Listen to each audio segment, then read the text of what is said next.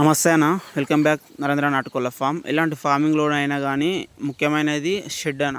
అది ఆవుల షెడ్ కానీ, మేకల షెడ్ కానీ, కోళ్ళ షెడ్ కానీ, ఎలాంటి షెడ్లో అయినా కానీ ఆ షెడ్ అనేది ఎంత నీట్గా ఉంచుకుంటే అంత మంచిగా ఉంటుంది. ఆవుల షెడ్లలో కానీ పెండ కానీ దానికి ఇచ్చే దాన కానీ ఎంత నీట్గా ఉంటే అంత ఎక్కువ పాలు ఇస్తుంది. మేకల దాంట్లో కూడా మనం షెడ్ ఎంత నీట్గా ఉంచుకొని దాని వేస్టేజ్ ఎంత క్లీన్గా చేసుకుంటే అంత మంచిగా అది వేడి పెరుగుతుంది. సేమ్ కోళ్ళలో కూడా అదే అంటే ఉంటుంది.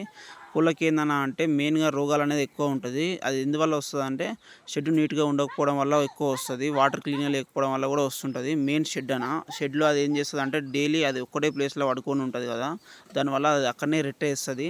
ఆ వేస్టేజ్ అనేది అక్కడనే వేస్తుంటుంది. దానివల్ల ఏం చేస్తుంది అంటే ఆ దాన తినే దానిలో కూడా ఆ వేస్టేజ్ కలిసేయడం వల్ల అది ఎక్కువ మనకు రోగాలకి కారణమవుతుంది. దానివల్ల నా షెడ్ నేను ఏం చేస్తానంటే ఆవు పేడతో నేను క్లీన్ చేసుకుంటాను. ఆవు పేడతో క్లీన్ చేసుకోవడం వల్ల రోగం అనేది తక్కువ వస్తుంది. మెయిన్ ఏంటంటే బ్యాక్టీరియా అనేది చచ్చిపోతుంది. రోగాలు అనేవి చాలా తక్కువ ఉంటాయి.